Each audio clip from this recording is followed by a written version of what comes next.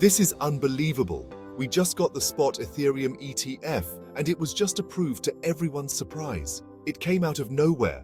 But do you remember how we got here? Picture this.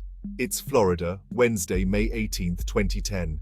It's a cold, dark night. It's raining, thunderstorms. It was crazy. Except it didn't happen like that at all. It was actually clear and sunny skies, with not a care in the world about Bitcoin, which at the time was worth only 0.4. Except for a couple of crypto nerds, no one knew what Bitcoin was, but that's when Leo Henich posted something that would eventually become history. I'll pay 10,000 Bitcoins for a couple of pizzas, like maybe 2 large ones, so I have some left over for the next day. I like having leftover pizza to nibble on later. You can make that pizza yourself and bring it to my house or order it for me from a delivery place. But what I'm aiming for is getting the food delivered in exchange for Bitcoins where I don't have to order or prepare it myself. Kind of like ordering a breakfast platter at a hotel or something. They just bring you something to eat and you're happy. And that's when absolutely nothing happened. No one cared about 10,000 Bitcoins and no one took him up on it until 4 days later. That's when a young man named Jeremy Jericho took him up on the offer and delivered 2 large pizzas from Papa John's. Now, that became the first ever exchange of goods and services for Bitcoin in history. And today it's celebrated worldwide and it's known as Pizza Day, which happens on May 22nd. Now, at the time, that transaction was worth about $40 because Bitcoin wasn't worth much at all, but it's gone up a little higher since then. Okay, sorry, let me just get this straight. You have been about $800 million on pizza. What the?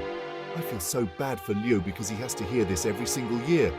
He basically turns into a piñata. Well, look at that guy. Doesn't he regret it?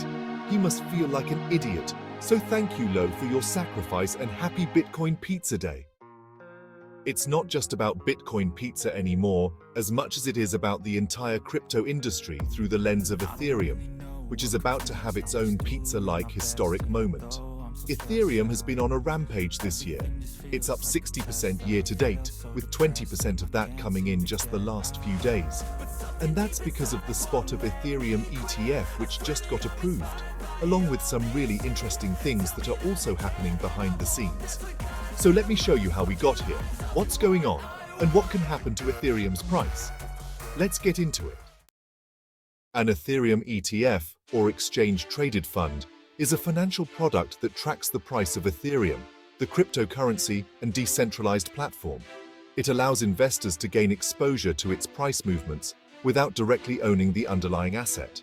Now, what is the structure and purpose of an ETF? An ETF is a type of investment fund that is traded on stock exchanges, much like stocks. It holds assets such as stocks, commodities, or cryptocurrencies and aims to track the performance of a specific index or asset. Specifically, an Ethereum ETF aims to track the price of Ethereum. It allows investors to invest in Ethereum without having to deal with the complexities of buying, storing, and securing the actual cryptocurrency. So, what are the types of Ethereum ETFs? There are primarily 2 types: physical Ethereum ETFs and futures-based Ethereum ETFs.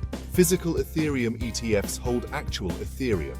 The value of the ETF shares corresponds to the value of the Ethereum held by the fund. On the other hand, futures-based Ethereum ETFs do not hold Ethereum directly, but instead invest in Ethereum futures contracts. These contracts are agreements to buy or sell Ethereum at a future date for a predetermined price. So, in summary, an Ethereum ETF is a way for investors to gain exposure to Ethereum's price movements without directly buying the cryptocurrency. It offers the benefits of accessibility, regulation, and diversification, but also comes with risks related to market volatility, tracking errors, and regulatory changes.